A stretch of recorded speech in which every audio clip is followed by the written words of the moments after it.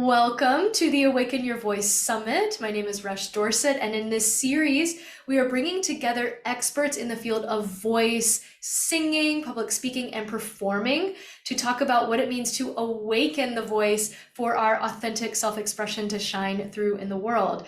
So I am very excited because today I get to introduce to you a very distinguished guest, Dr. Marissa Lee Naismith. She is amazing. She's an award-winning vocalist, singing teacher, voice researcher. She's a mentor, a presenter, author, and podcast host with over 45 years of experience in this field. She has a wealth of knowledge. She was awarded a PhD based on her investigation into the training of singers across popular music styles. She's also spoken on stages all around the world regarding her research and experience in the music industry. She has a book out. She published it, Singing Contemporary Commercial Music Styles, a Pedagogical Framework. She also has a podcast, which I recommend you check out. It's called A Voice and Beyond. And finally, she also has a performance mastery coaching business where she works with singers, professional performers, and creatives who are wanting to take their careers to the next level. So you can read a lot more about Marissa's bio with this interview, but wow, you have an incredible career. And Dr. Marissa, thank you so much for being here.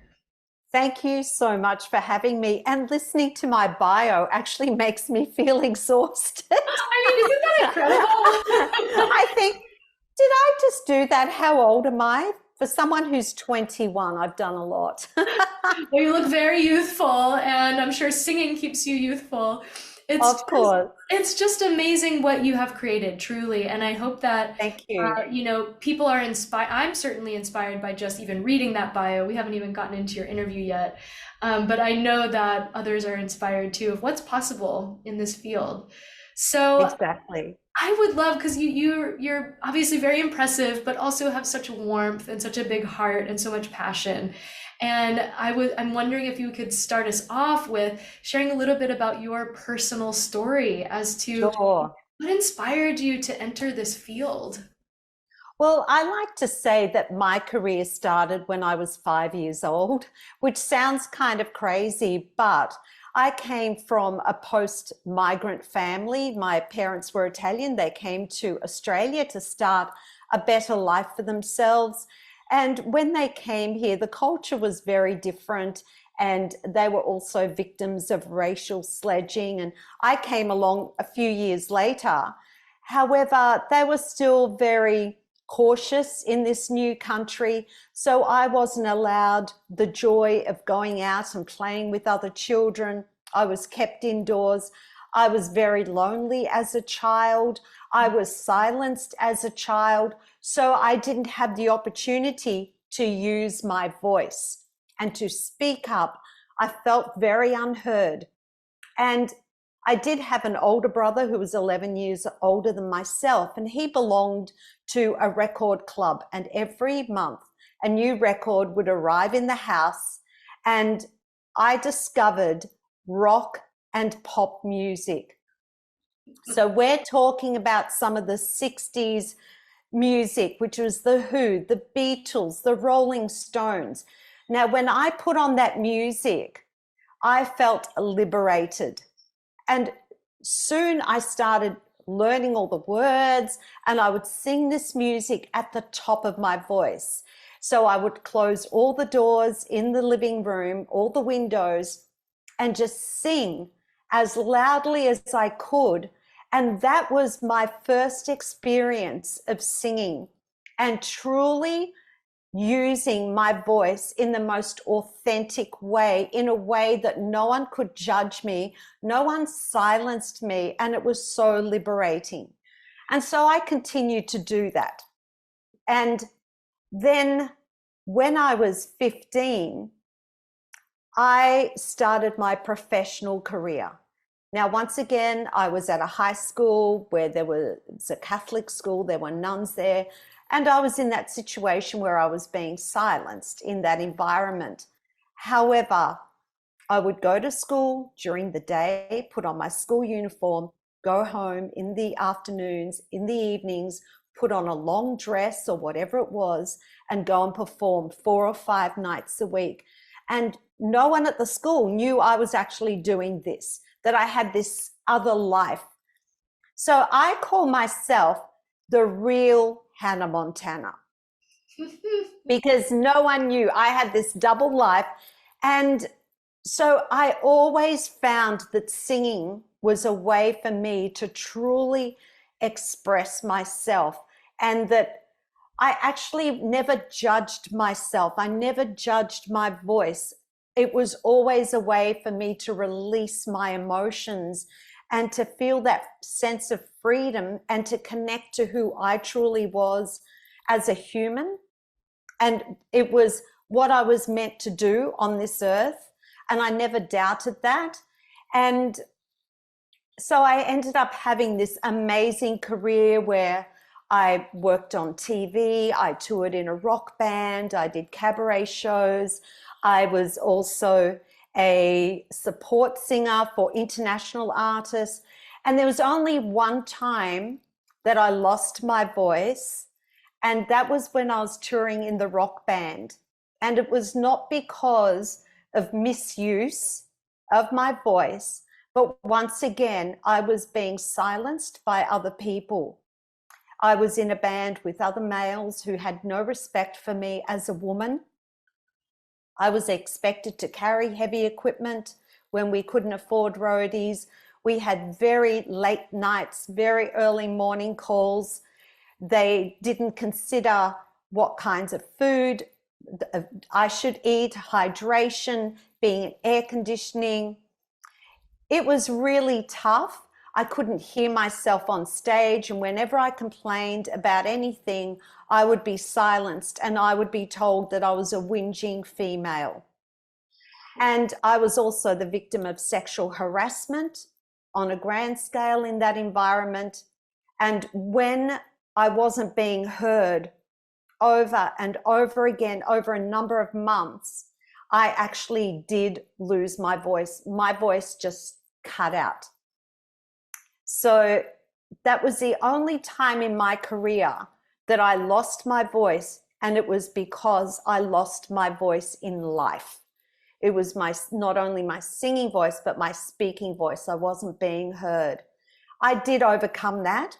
It took about 6 months for me to start to heal, and it was a full year for that healing journey before my voice returned to how it should be, to its original state.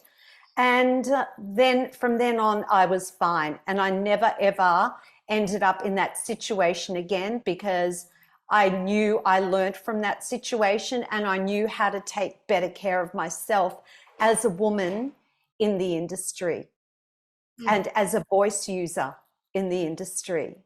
So then I went to academia, I studied a voice, I went on to, I did a PhD. I did the PhD because I wanted to write a book.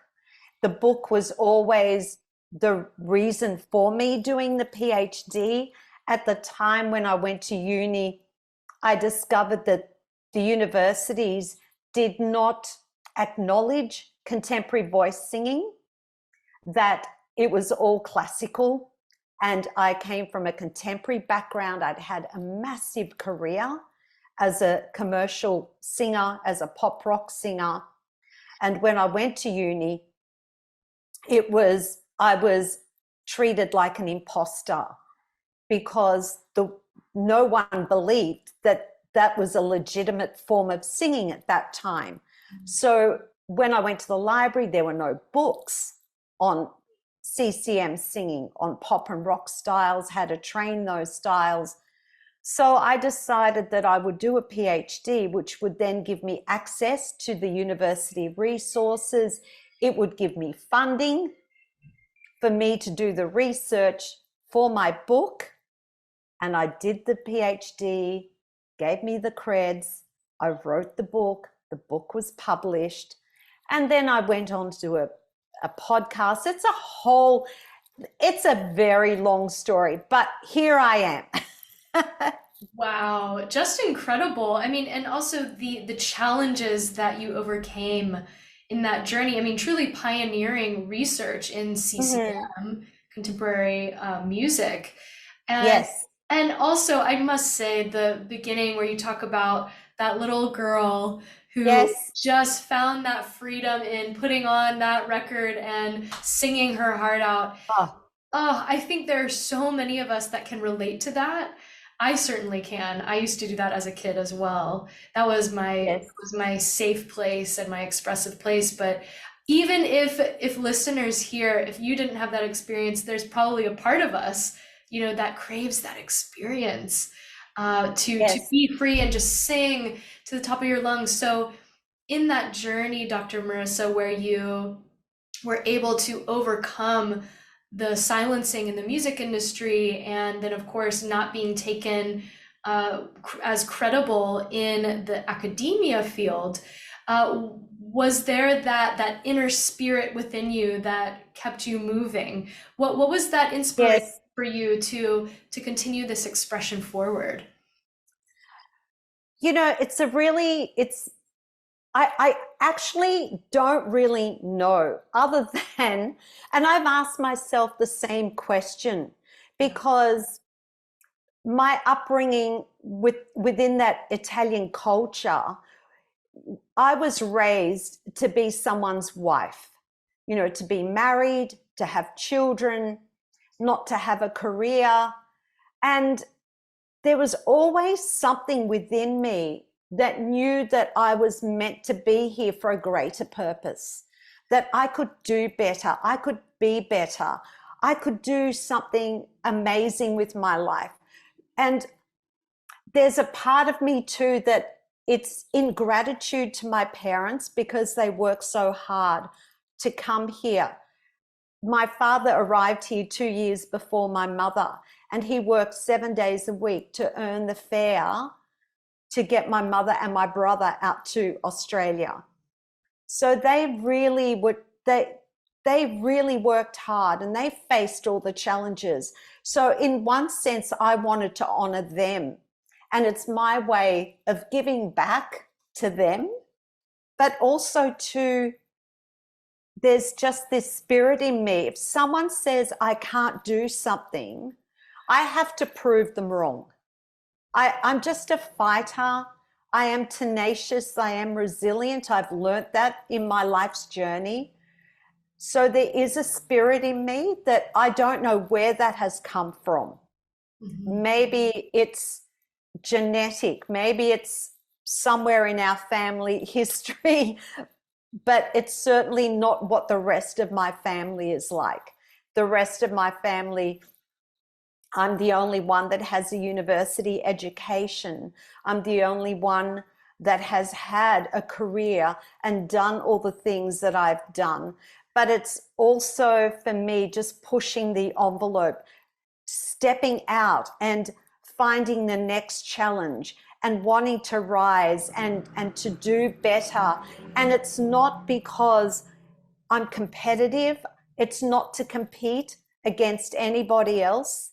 I'm always the person who will celebrate everyone else's victories, their wins, whatever it is that they're celebrating, I will do that. It's just something that I set the bar higher for myself. And Mhm. it's not me being in a race against anyone else. And it's just being that woman, being a migrant woman, and coming from the background that I've come from, I've just wanted to do better and better and better. That's beautiful. Like that desire to move forward and be the best version Mm. of ourselves, Yes, and then the yes, amazing things you can create.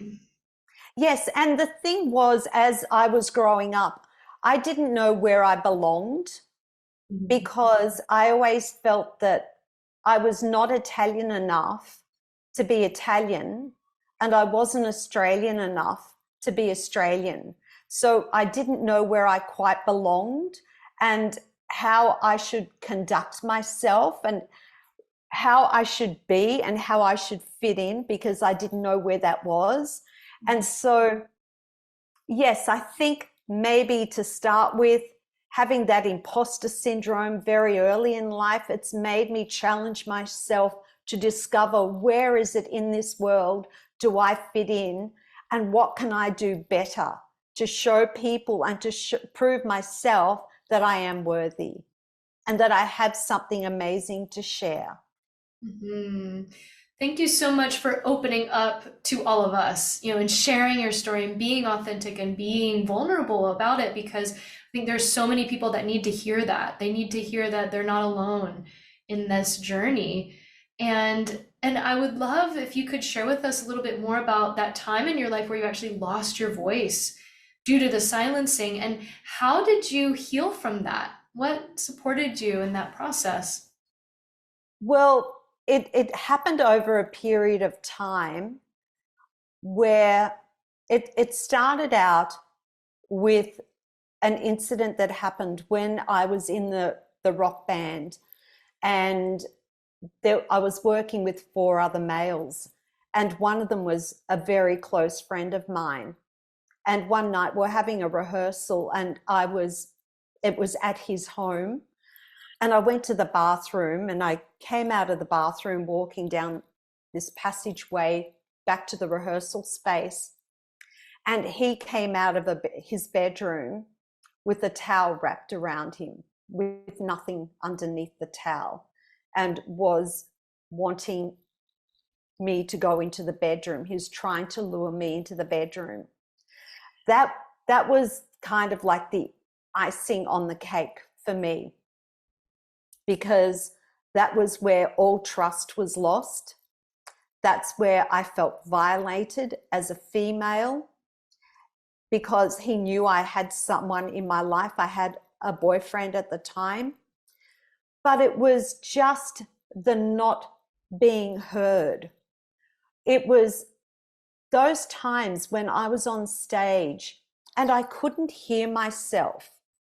And I was quite short compared to the boys. I'm only 5'2", and the guys were really tall. So the sound would travel over and above my head. I couldn't hear myself. They kept driving me, even when I was saying, look, I can't, my voice is fatiguing. No, you've got to keep singing. I was doing 90% of the lead singing, and the other 10% of the time when I wasn't, I was doing BVs. So I was actually using my voice 100% of the time. And then when it came to breaks, they would have alcohol. There was never any water. So there was nothing for me to drink other than, they had some Coke as a mixer. There were times when on the band bus I would fall asleep and they would wake me up. So I would never sleep. I was sleep deprived. I was treated really poorly. And then there was one night, we had done a gig the evening before, and we arrived home, say maybe 3 a.m. At 5 a.m, the band bus came to pick us up. So 2 hours later, to take us to the airport to travel to our New Year's Eve gig that we had on. So it was a flight away.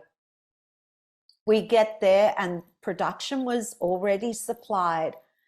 I got up totally and mentally, physically, emotionally exhausted. I stood on stage to do sound check. I got halfway through a song and my voice totally cut out. Nothing. So everyone panicked, including me. And I was sent to the hotel and I was told to go to sleep, which I did. The band manager came and woke me up, just giving me enough time to get ready for the gig. The band members were already at the gig. I got to the gig and literally I sang one song and that was it. The voice went. And I knew I was in trouble. I had a feeling I was in trouble, and I was trying to speak up and I was asking for help, but no one was listening. And then when the voice eventually did cut out, I knew it was time for me to leave that toxic environment. So, I didn't say, by the way, when I told the other band members what happened with that sexual harassment incident, their response was, oh yeah, well, we always knew he liked you anyway. So there was no empathy, there was no understanding. So therefore, when it came to the voice loss issue, of course there was going to be no further empathy or understanding. They just said, oh, well, it's because you go out every night. Hello? I was a single parent. I was hardly going out every night. And then I said, you know what, I'm going to leave the band. I can't do this. I spoke to the band manager. He didn't say anything. A few days later, he called me. He said, I want to come and see you. Came over and saw me. And he said, if you leave the band, I will make sure you will never work again. He said, you are to fulfill every commitment that we have, or I promise you, you will never work again. Now, I was a single mum, as I said. So I took that to heart. At that time, I was maybe late 20s, early 30s. So I was scared. And I didn't know how I was going to sing. I didn't know how I was going to continue. The voice was just not functioning. And I did it. I had to do it, and I did do it. And it took me, as I said, 6 months to recover emotionally. And it was not just an emotional recovery, it was also a physical one where I had to start nurturing myself. I was on this healing journey, physical, mental, and emotional healing journey. I sought professional help. I did some talk therapy at the time. I started going to the gym every morning to try and get back my physical fitness because I was so depleted. I would have an afternoon nap every day because I couldn't get through a day without sleeping. I was a hot mess in every aspect. I felt my life was in turmoil. I lost my sense of worth. And I was actually at that level where I had to rebuild in every aspect of myself. But one thing I promised myself was it would never happen to me again. And I started to rebuild my career, and I made the decision that I would never rely on other people from that point on, especially musicians. So what I did, I started to purchase charts. That was a thing in the day, that you would buy charts so I could work in any kind of situation, from a 4-piece band to a 15-piece band. I started buying backing tracks. I bought a keyboard so I could do solo work. And then I got in contact with all the agents that I used to work for and said, hey, I'm available and I can do solo work. I can do duo work. I can do anything you want me to do. I have the setup for it. And then that's when my career really took off. So they would call me and say, we need a duo. And I would find who I wanted to work with. I never worked with the same people, so I didn't rely on people. But I called the shots from that point on in my career. And that's when I went on and received an award. It was a local award for the best female vocalist, and I was awarded that by my peers. So it wasn't a public vote, it was voted by other vocalists and musicians in the area. That's so inspiring. Wow.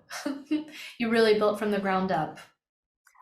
Look, I even feel like I was below the ground, if that's possible. It was a very dark time. I Mhm. suffered from anxiety, depression. Oh, it was a very, very tough time. Mhm. And but in life, you've just got to tell yourself it's a moment in time, and I'm very good at picking myself up, dusting myself off, and starting again.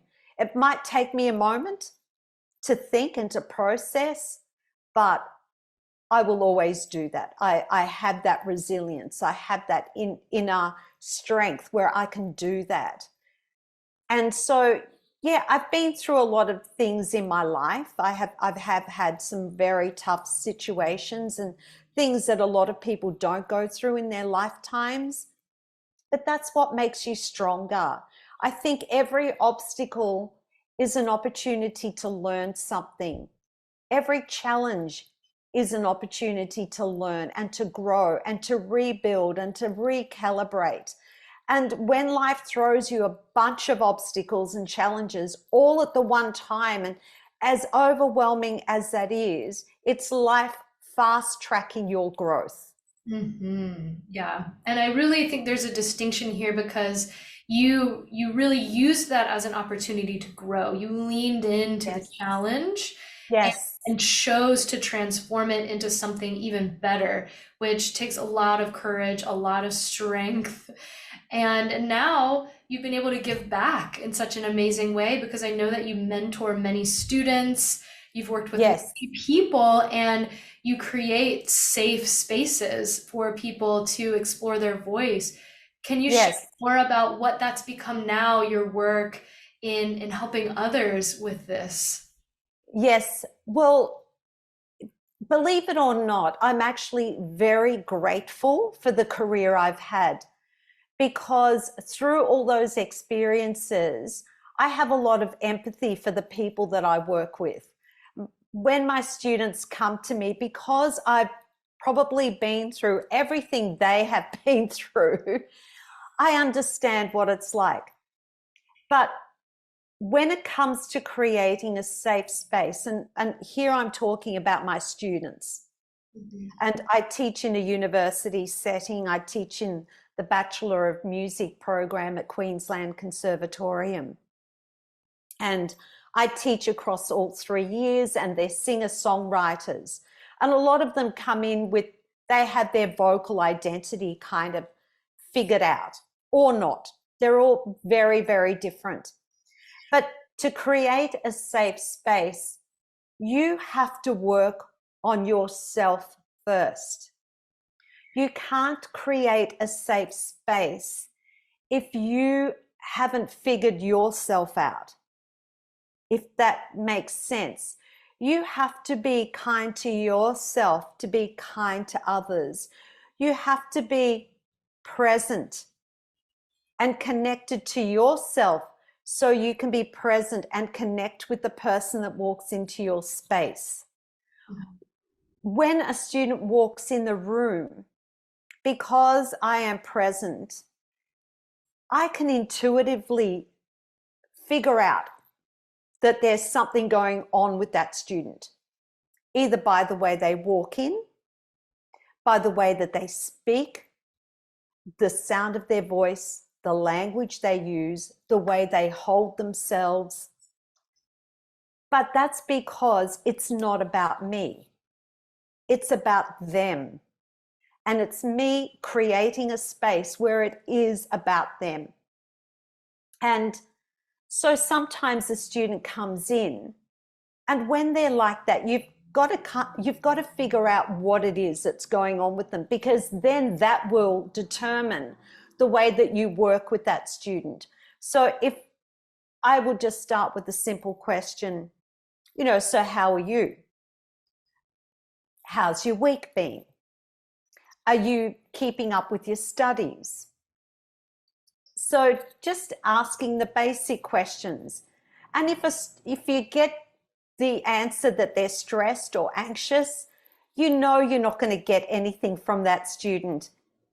No matter how much technical work you do with them, you've got to get them beyond that. So I get them to lie down, close their eyes, and do some singing work with them, but breath work, using a lot of breath work that's meditative. And that may be 5 minutes on the ground with their eyes shut. And it's always saying, don't be judgmental. Don't be judgmental of your sound. Just focus on your breathing. Let's calm down. So that would be the first thing I would say too. When you create a safe space, you have to do the work on yourself. You have to be present with that student. You can only be intuitive if you're present. If it's not about you, it is not your lesson. It is about the student. It's the language that you use with the student too. I don't like using words like good or bad, wrong or right, awful sound, good sound. You get rid of all those judgmental sounds and allow a student to sing and to use their voice first up. Let them get through a whole song and then ask them, what did you like most about what you just did? What do you think you did well in that? Allow them to give feedback. So it's really taking a student-centered approach, making the experience about them. And it's interesting because a lot of the time students, when you ask them that, they're kind of surprised if they're not used to your teaching style. And they'll say, well, what did you think? Or they'll say, oh, that was really bad. And I'll say, no, what did you do well? There must be something that you liked about that. There must be something you like about your voice. And then I like students too, I like using analogies when students are very judgmental of their voices and they think they've failed. And I say, there's no failure here. There are failed science experiments every day in laboratories where they're trying to develop a cure for cancer or whatever disease it is. Now, no one berates themselves for failing at trying to save a life, and you're berating yourself over a voice, over a little misstep. It doesn't make sense. And it's also teaching people that when there's a little idiosyncrasy that goes on with the voice, that it's okay. They're often the things that make us unique as singers. Audiences don't pay for perfection. Audiences pay for vulnerability. Audiences want to hear honesty. Audiences want to hear a singer bearing their soul. They will forgive imperfections as long as the singer is being authentic. Audiences they will spot a fake. They don't care about beauty of tone. They want to hear the real person. They want to hear their story. They want to be a part of that story, a part of that journey. And so it's creating that space for your students to express themselves in the most vulnerable of ways. And it's even where I stand in the room, I get out of their eye line and I tell them to imagine that the person they're singing to is right in front of them. So I will step away and get out of where they can't see me, out of their peripheral vision. So it creates their own space for them to sing to whoever it is they need to sing to. Yeah, so that's probably pretty much is wrapping that all up. It's taking a student-centered approach to voice use. Mhm. I really love what you're highlighting around creating safe spaces for the singer to then even have the ability and capacity to dive deep within themselves and to sing vulnerably and honestly, because that is what the singer wants and that's what the audience wants ultimately, is that transmission. So what you're saying about a couple of ways we can create those safe spaces. One is asking those questions of, well, what did you like about that? And releasing judgment from the space. 100%. So huge. And how we can also apply this in all areas of life. And then what you're saying as well about asking, very specific questions and giving them cues, like imagine this person is in the room with you. What are some other types of practices that you love to bring in for creating these safe spaces for people to play and feel free? Well, it's setting up scenarios. For example, imagine that you're having coffee with a friend. Just imagine that you're just sitting in a little coffee shop. So there's a lot of imagery that that person is right there in front of you, and you're telling them that you're sharing with them your story. So how would you, if you had to sing that, what would that sound like? Mm-hmm. To try and create that intimate space with that person. So, it's about creating those practices where they learn to draw an audience in rather than them going out to an audience, drawing them in that scenario. If you are having a glass of wine with a friend, or if you had to call out to someone because you're in danger, because a lot of students are afraid of belting, Mm-hmm. which is a type of sound that we use in contemporary styles. And if someone's singing rock or pop styles and they have been told by a classical teacher that it's dangerous to belt, well, I have to undo that work. Mm-hmm. And one of the things that I love doing is using primal sound.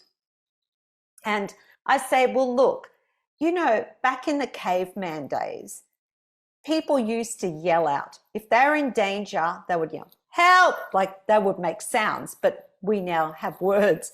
But they didn't worry about how much breath they took in. They didn't worry about where the larynx was sitting. They weren't worried about the shape of their vocal tract.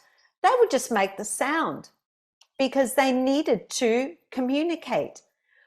So let's just start with, and I would just get a student to yell, fire! I find the pitch note of whatever the note is, and we start calling out fire, help, no way. And I'll just say, well, you just belted. You just belted. Mm-hmm. So now let's put that into the singing. And Mm-hmm. they go, oh, is that it? And I go, yeah, pretty much. It can be.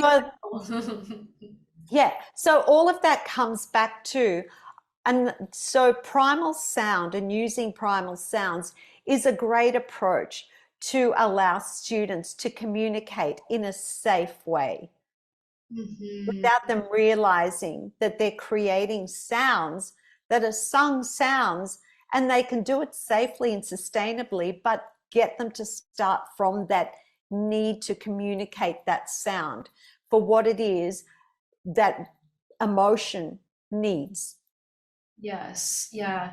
I would love your perspective on this question on, so, we're talking about singers specifically who are preparing music and connecting with the emotions around that. But it seems to me that in that work of finding the emotions and connecting with yourself, there's so much self-healing, there's so much personal development just in the practice and art of singing.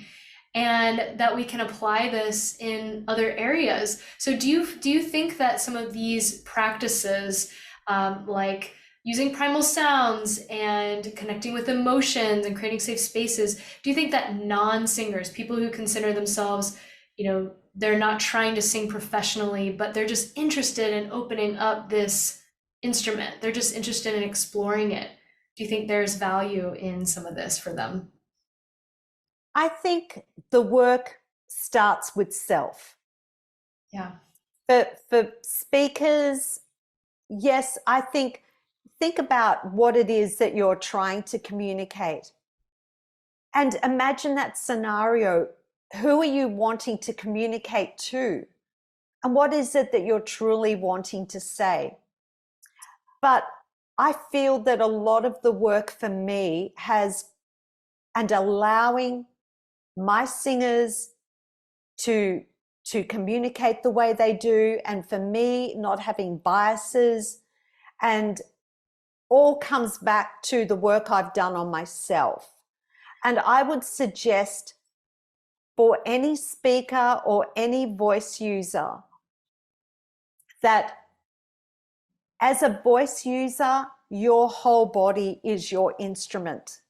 It's not just from here to here. It's not just your larynx. It is your whole body. You are the sum of that physical, emotional, mental, for some people, if you want to use the word spiritual being. And you need all those to be working in a positive way for you. And I have a daily regime that I endorse for everybody to help you in your day-to-day, to help you have the energy, the vibrancy, to liberate yourself, to get rid of those shackles, if not in day one of using this practice, but over a period of time. So I like to wake up in the morning. Oh, because I need to back just a moment. I did run into a bit of strife. Maybe that was 2019, after completing my PhD, where I was physically, mentally, emotionally worn out.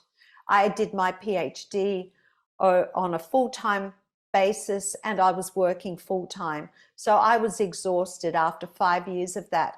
So I started to introduce some practices that have really helped me and have also shaped me as a speaker with the podcast, but also as a teacher, as a leader, have really helped me.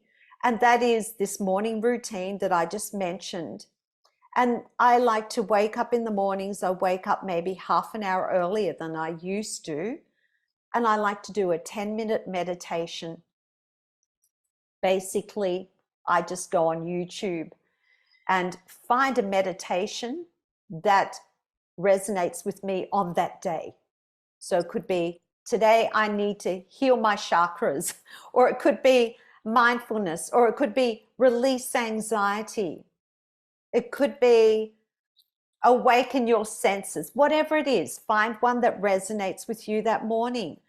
And just, I'm no good at it. I can tell you, my mind still wanders, but I still do it every day. Then I move my body. I used to do planking, but then I started to get lower back problems. So I used to do 6 minutes of planking, which is a bit intense. But now I do push-ups and air squats for about 5-10 minutes. And then I have a gratitude journal. This is one I've self-published. And what I love about working or writing in a gratitude journal, and there's now research to back this up, science-based research from Georgetown University, that tells us that writing in a gratitude journal is a mindfulness practice that gives us the same results as taking an antidepressant. So if you're someone who suffers with anxiety or stress, this is going to help you. This will definitely help you. And the other thing, usually when we have anxiety, it's because we're worried about something that hasn't happened yet. So we're in the future. And writing in a gratitude journal takes you to the present. So it helps to alleviate that anxiety and stress. So they're the things that I do every morning. And, make sure that you sleep properly. Sleep is really important. And I love listening to podcasts that inspire me and surrounding myself with people who are positive. They bring a positive energy into my life. It's a lot of work. And when I turn up at work, people say to me, oh my gosh, you have this energy about you, or you're really well put together, or whatever it is. And I go, yeah, well, you know what? I actually work at it every day. This is a work in progress, because I tell you, I do suffer from anxiety. I do get stressed. And I don't enjoy feeling that way. And when I'm in that frame of mind, how can I serve others? I can't even serve myself. So I do put that work in. And last year, when my mum passed away, I went through an awful grieving journey. And I went back to work after 2 weeks of her passing away. And I had to, before setting foot in the teaching studio, really check in and do a deep dive of my emotions. And I really, it was a lot. And it was centering myself and thinking, this is not about me. This is about the person who's coming into the room. I'm going to fill this room with love and compassion. I set an intention, and that's something I do every day, is intention setting, which is part of the journal. And I had the most successful teaching year I'd ever had. There was so much work that went into preparing me to be the best person I could possibly be for others. And I think that would help speakers. Do the work on yourself, ground yourself, connect with your innermost, whoever you are, find your most authentic voice. People want authentic. And it's okay to be vulnerable. People want you to be vulnerable. Audiences don't want a fake. They don't want someone who's well rehearsed. They want to be able to connect with you. They want a real human being that has emotions, who has feelings, whatever those feelings are, whether they're joy or sadness, or they want to be inspired by you. And if you're not being real, you can't share that. You don't have that to give. So do the work on yourself. Have a daily routine that sets you up for that. And it's amazing how much you learn about yourself through that practice. And as you learn more about yourself, there is more you can share with others about who you are. Wow. That is just gold right there. Everything you just said. Thank you, thank you, thank you. So powerful. My goodness. I don't want to add anything to what you just said. It was just so beautiful. Oh, thank you. Thank you. Well, you know what? That was unrehearsed. Yes. Totally unrehearsed. And it was just what flowed. Now, my intention, I like to set intentions before I do anything like this, or even before I go in the teaching studio. My intention for this interview was to allow the words to come through me. Yes. Just allow the words. Yeah. And And quite often when I go back and I listen to what was said, I don't even remember that that's what I said, Mhm. because I was being my most authentic and my most vulnerable in that moment. And if you interviewed me this afternoon, it could have gone a completely different way based on how I was feeling in that moment. Yes, and that would have been perfect that way as well. But I'm grateful, and speaking of gratitude, very grateful for this moment in time being with you, for the listeners Thank you. listening to this amazing wisdom coming through and and also for your, I mean, it's clear the testament to the work that you're doing on yourself and to your career. And I love that you're so open about that with people of just, you know what, I work on it. And I do. isn't that the truth? I mean, that's what it takes to show up as a leader in the world, to show up in the best energy, the highest vibration, whatever you want to call it. It takes Yes. something from us. Yes. And Yes. yeah, so to expect that. Well, if you listen to Oprah, you know, she's someone who's highly respected, who's an amazing thought leader. If you listen to any of the thought leaders, people that you look up to, Michelle Obama, Brendan Burchard, Lewis Howes, Jay Shetty, that, you know, you can, and political leaders who have been amazing over the years, who are highly respected, they all do the work on themselves. Everything starts with self. You can run, but you can't hide. You Mhm. have to start on self first. Because if you don't love yourself and care for yourself, how can you love and care for others? If you don't believe in yourself and your worth, how can you value others? If you're not kind to yourself, you can't be kind to others. If you're not vulnerable in sharing with others, how are they going to reciprocate that?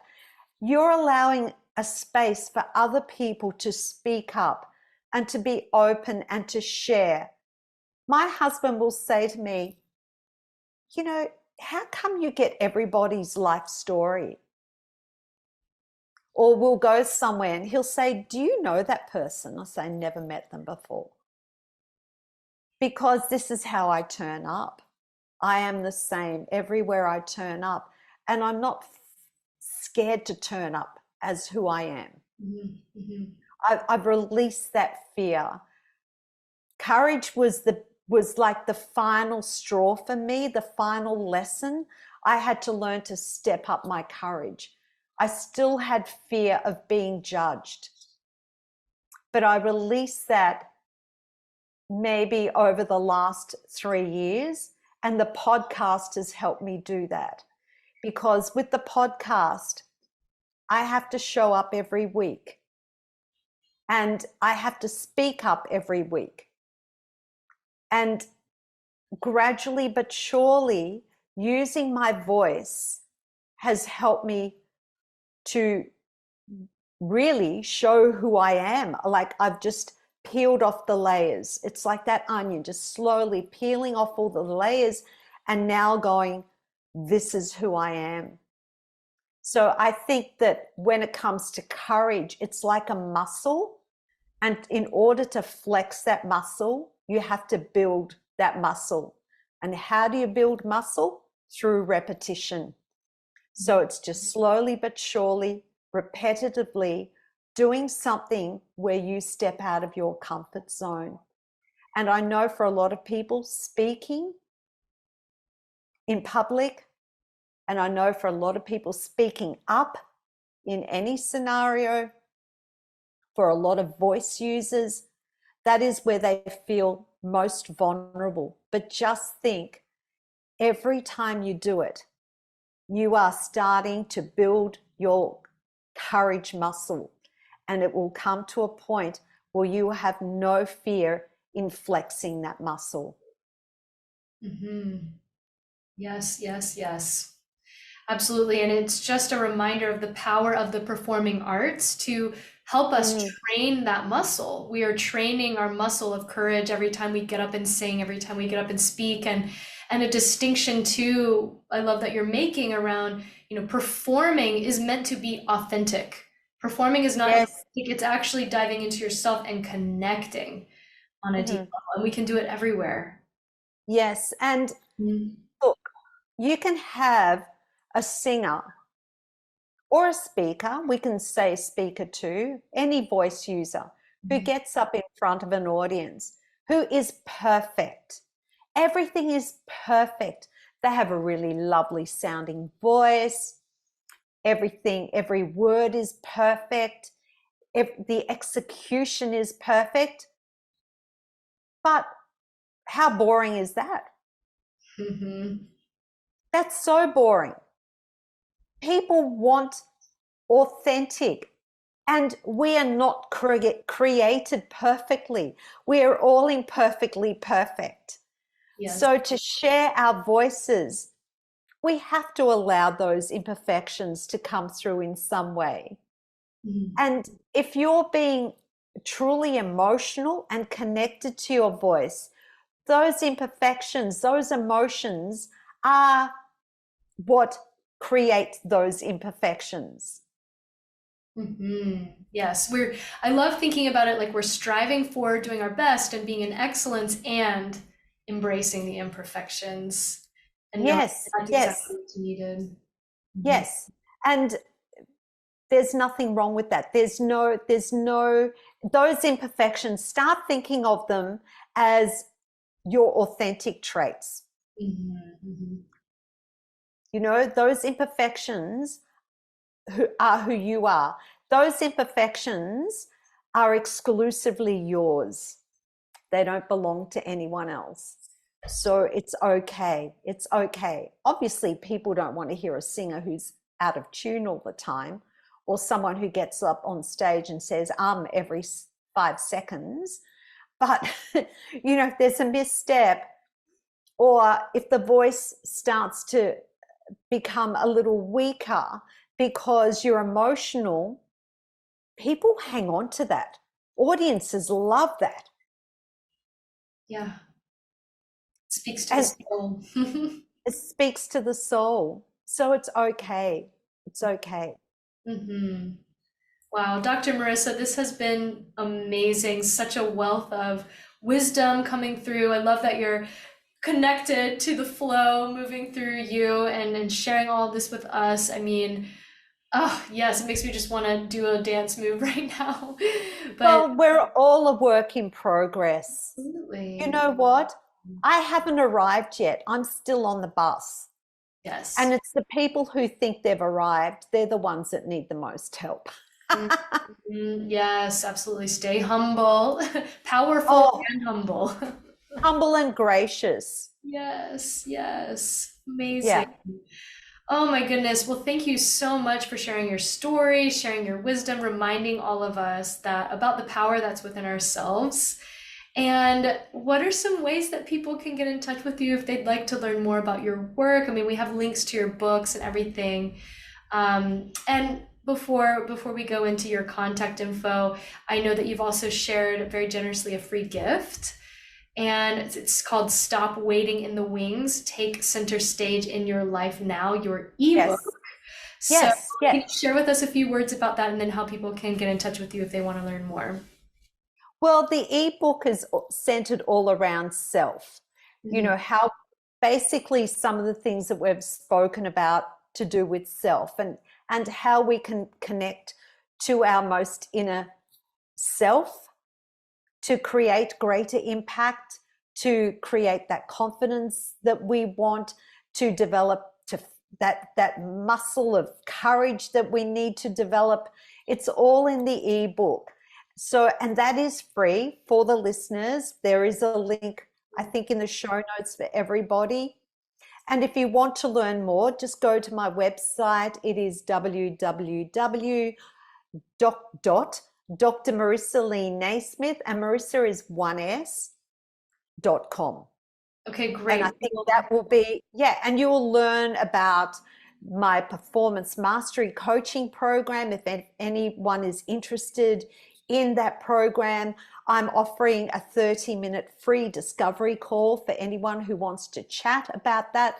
And that's for anybody who is either about to embark on their careers or who is mid-career and wants to take their careers to the next level. And it's pretty much focused around mindset. Powerful. Yes. So go to Marissa's website, free consultation call. That's very generous. And I mean, given your experience in your career in the industry, I'm excited to know that you're supporting many others with their career and their mindset as well. So thank you Thank so you. much again. And thank you, listeners, for tuning in. This has been an amazing interview, and I would love to hear some of your takeaways. So please send us a message and let us know some of the things that made a difference for you today. And Yes, and please pass those on to me. I yes, would love to hear that too. Thank you. absolutely. Yes. And any final things that you'd like to share today? Yes, Mm. as cliche as this might sound, and this is from my website, it is time to stop spending your life in the wings, and it's time for you all to take center stage. So go out and be amazing. Yes. Perfect send off. Not cliche at all, just perfect. I love it. Very powerful. Thank you, thank you, thank you. And thank you all Thank for you. tuning in to the Awaken Your Voice Summit. Go out and live this work now. We'll see you next time. Thank you so much for having me, Raj.